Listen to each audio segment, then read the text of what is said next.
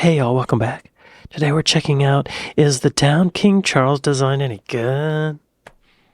Hello and welcome back to the channel that Hello. brings you the lesser known places in the UK. Right. For good, but usually for bad reasons. Today is somewhere in between that, like a clean break in the lavatory. I need your help. Y'all be sure to go to Turd Towns and like and subscribe. Today is somewhere in between that, like a clean break in the lavatory. I need your help deciding if this place is a good place or a bad place, because this place divides opinions like a Keir Starmer charity swimsuit calendar. This video is just an extra log for you to digest, but don't forget to hit like, share and subscribe to help Turd Towns thrive. Y'all be sure to go to Turd Towns and like and subscribe. I've reacted to a video about Poundbury before, and it looks really nice. I don't remember who made that video before, but it seemed nice. It seemed like a good idea. It seemed like a nice little town. Good intentions, like walkable. I remember that about it. Affordable. Well, no, that wasn't part of it. I don't remember. New towns. We've all seen them, and we all actively avoid them. They don't exactly have the best reputation. Ugly architecture, full of crime, they have no culture, no history, and no class. Wait, what do you mean by new towns? Like towns that have just started? What is what? What is a new town in Britain? We don't have that term here.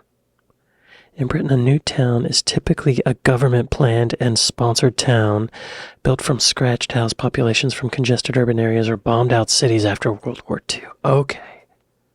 Yeah, we don't have those. We don't have government-built city. I guess Washington, D.C. might be the only one that I know of. But what if I told you that one area was trying to redefine the term new town, with a bit of help from the royal family as well? King Charles was very tired of urban planning back in the 80s, and after seeing Penrith, he decided he could do a better job on building an estate. The royals agreed their greenbelt land could be used, and old King Charles was determined to break the mould of conventional housing development. Okay. Yeah, mould is right. No, I'm joking. I think it's okay here. Work was started way back in 1993 with an aim of completion for 2025. And for once, a UK project which isn't running massively over schedule. He followed 4 key principles for this plan. He wanted to create beauty with the architecture, integrate affordable homes, have it as a walkable community, and a mixture of uses for the buildings within the development. Beautiful architecture. Don't hide the poor. I'm surprised that that's on there. I'm surprised that that is number 2. That's one of the numbers, you know? It must all be walkable. Mixed-use buildings, okay? Yeah, this seems great, right? This seems great. Buildings within the Do development. So just a reminder, before we get into the meat and bones of this one, I want you guys to tell me what you think of Poundbury. Are you impressed, or do you think it's vile? So yeah, welcome to Poundbury in the county of Dorset. An entirely new development which aims to show you that not all new housing developments need to be ugly. Yeah. Whilst Poundbury is the size of a small town, we cannot officially call it a new town as it's essentially just a bigger suburb of a bigger town called Dorchester. It holds a posh-ish image due to its connections with the royal family and its grand buildings. Okay. But it's not really posh, it's more middle class than anything. The people who live here wish they could do better, but this is the best that they could afford. It's a middle-class utopia. There is currently around 5,200 people living here with... Hang on. Show me on a map. Poundbury is a funny name to me. Why did he use it? Oh, it is right off of Okay, yeah. South? It's so close to Dorchester. Yeah, like, it's not separated at all. It's like overlapping it. That's interesting. Oh, yeah. Wow. It is like a tiny little suburb of Dorchester. Charles. Okay. Yeah. There is currently around 5,200 people living here, with the final figure predicted to be around 6,000 on completion. There is also around 2,000 jobs. This is a massive development, but it's taken a long time to get to this stage. Poundbury is not just a housing estate, it has several shopping areas, bars and even factories. And these all follow design techniques from the past. Poundbury sort of has 2 distinctive shopping areas which resemble a town centre. The first one is smack bang in the middle of Poundbury and features the tallest buildings of the development. The other is the Butter Market, and I preferred it here. This does feel like somewhere you would want to spend time, but unfortunately the shopping options weren't very exciting. But if you just want a coffee, this should work for you. But you're going to hear me saying this a lot in this video. Does it feel like I'm on a movie set? It's not clear what anything is supposed to be. Are these real businesses or fake? The Butter Market really needs some vape shops and barbers. I'm joking, but something I liked about Poundbury was that there weren't any strange characters just hanging around the shopping area. I don't see any characters hanging around the shopping areas. Where are all the people? Where are all the people? I like the idea of low-cost housing not looking like crap, you know? Like, I think it's logical to want to make low-cost housing inexpensive, and so you skimp on the decoration or like making it look nice, but it's important for people to feel like happy. Okay, where's the Butter Market? Okay, is there butter? Finca. Okay. Okay, like he was saying, you can get a coffee. Okay, this little octagonal. Okay, yeah, that's nice. Very nice. A latte. Read your book, buy a plant, have a little tea cake. Very nice, very nice. What other businesses are there? There's a post office, Capelli. What's that? Oh, barbershop, salon, a clinic, Raw Media Limited. What does that mean? Earwax Co. Poundbury earwax removal. Yo, King Charles has some crazy ears. I can only imagine the earwax he's producing. It's probably just for him whenever he comes to visit. Oh, look, yard. Oh, women's clothing. Okay. There's one rack of clothes. Okay, there's little trinkets and jewelry. Okay. Yeah, it really does look like a movie set, doesn't it? It looks fabricated. This is strange. Joking, but something I liked about Poundbury was that there weren't any strange characters just hanging around the shopping areas. There's nobody. I was able to let my guard down and just enjoy filming for a change. And luckily for me, Poundbury is very photogenic. Whether or not you like the style of these buildings, you must confess that more thought went into them than any other modern day developments which look like square blocks from Minecraft. I especially liked how almost all the houses have large windows, which has been missing from housing developments of the 2000s. Poundbury is also a place with hindsight. Note that they have built some of the houses with bricked up windows for when we go back to window taxes in the autumn. It's like a modern day solar panel. Save money on your council tax with our pre-bricked up windows. You can walk around here and it's actually quite interesting.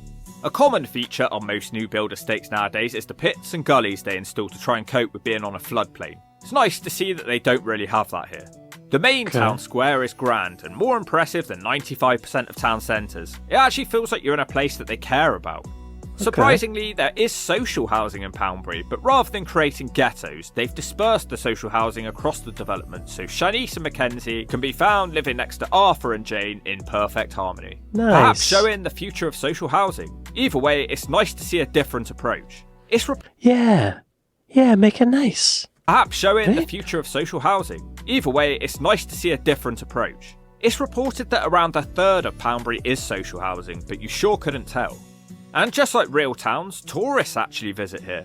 People come here to witness the miracle that the UK can actually put some thought into new buildings when it really tries. I know, it's shocking, isn't it? But I've not seen this level of thought go into any housing estate in my lifetime.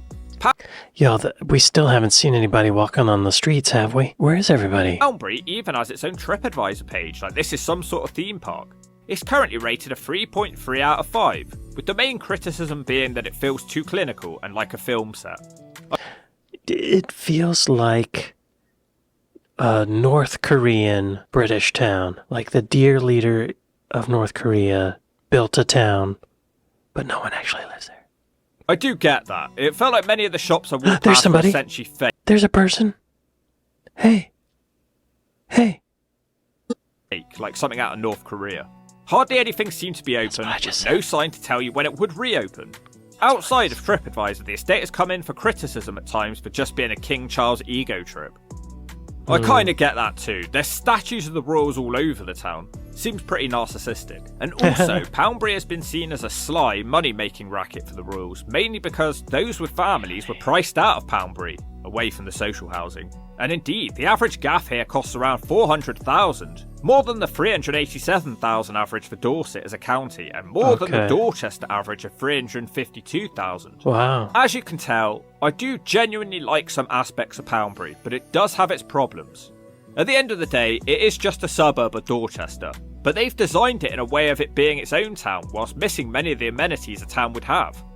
There's no petrol station, no public toilets inside the development, no sports centre, a lack of pavements in some areas, no library and no train station. We've seen that one person walking around. There's no public toilets. That's a huge issue, right? That's why people aren't walking around.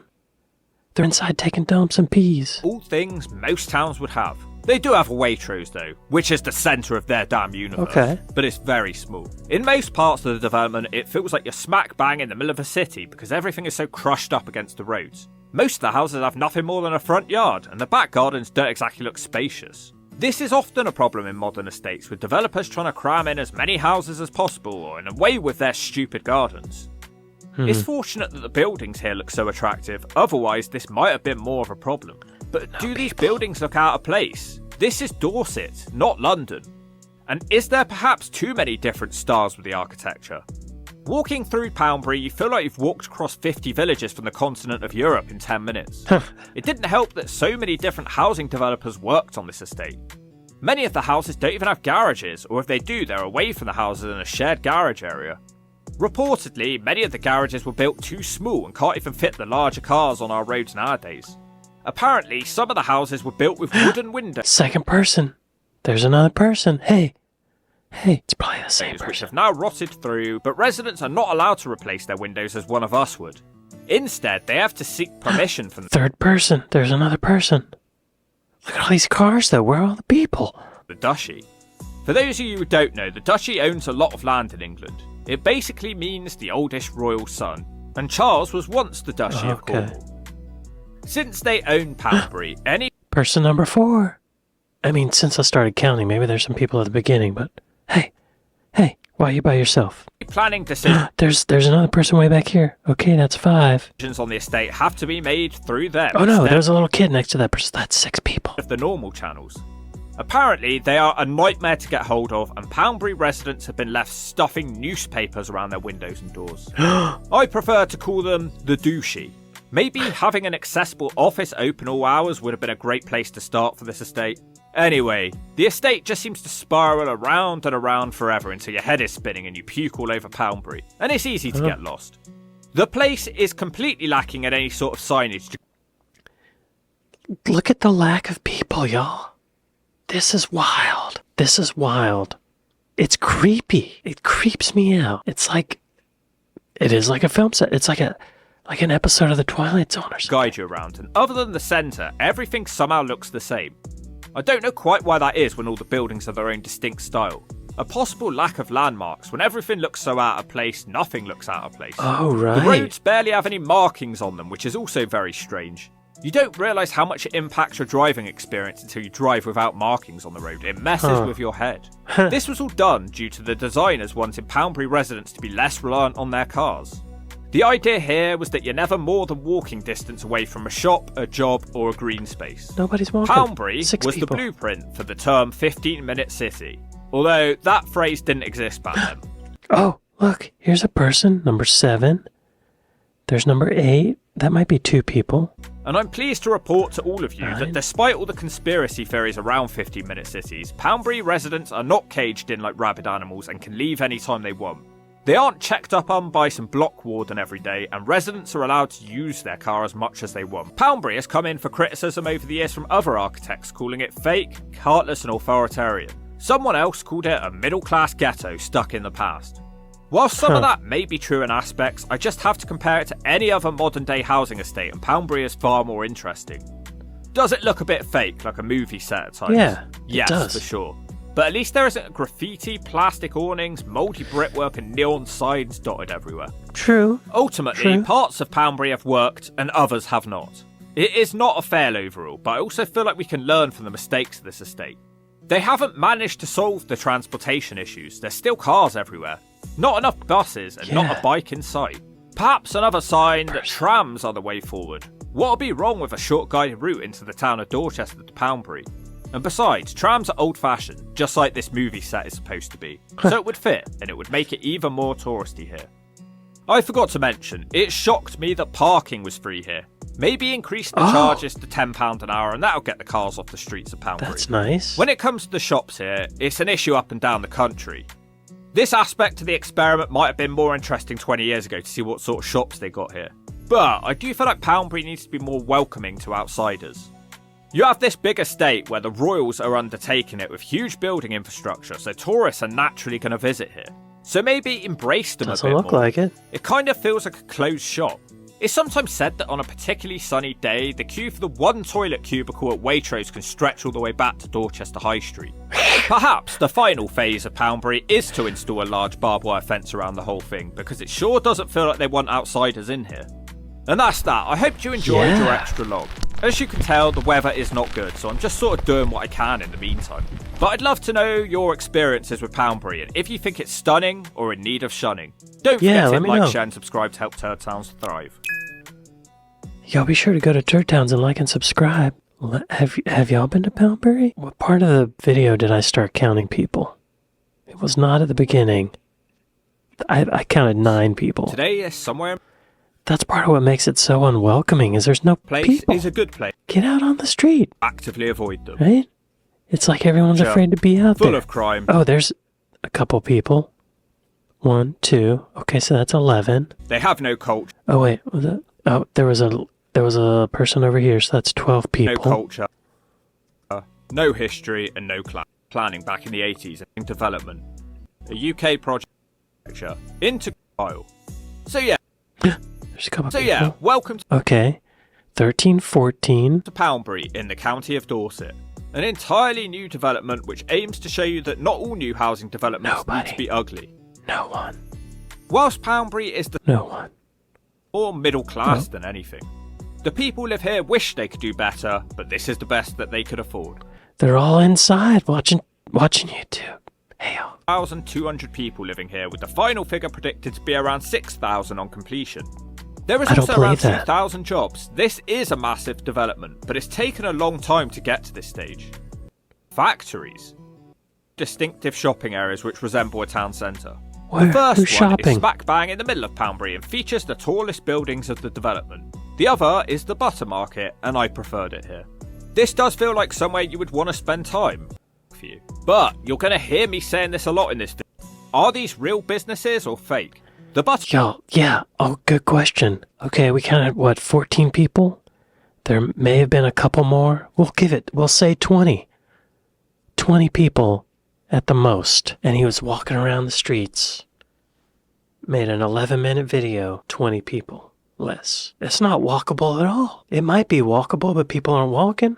They're driving cars and parking. It's so weird. I don't know. I think before I saw this video, I thought Poundbury seemed like a utopian city, like it would just be flourishing. It's so nice, and the buildings are new, but now it looks creepy to me. It looks scary. It looks like something's up, and everybody's inside. Like monsters are about to flood the streets, so everyone's inside. Like it's like a zombie movie. Everyone's boarded up the doors and windows. Yeah, I don't think I want to go there. Sorry, King Charles. You're a failure. Tear it all down and start again. Maybe a couple roller coasters out in the open. Like a Ferris wheel, farmer's market, something outdoors. Have any of y'all been to Poundbury? I'm sure you have. What do you think about it? Was it creepy? Was this just a weird day because it's overcast? Or like what's going on there? Do the zombies come out at night? It would actually that's an interesting movie script idea, I think. What if King Charles shows up every day and people are like, ugh, he just makes them feel all cringy and awkward, so everybody just goes inside because they don't want to talk to King Charles. I think that's probably what's going on. Well, y'all, this was a weird video. I don't know how I feel about it, but I'd like to thank my patrons. I'd like to thank my Buy Me a Coffee folks. Thank y'all for watching this with me, and I'll see you next time. Later.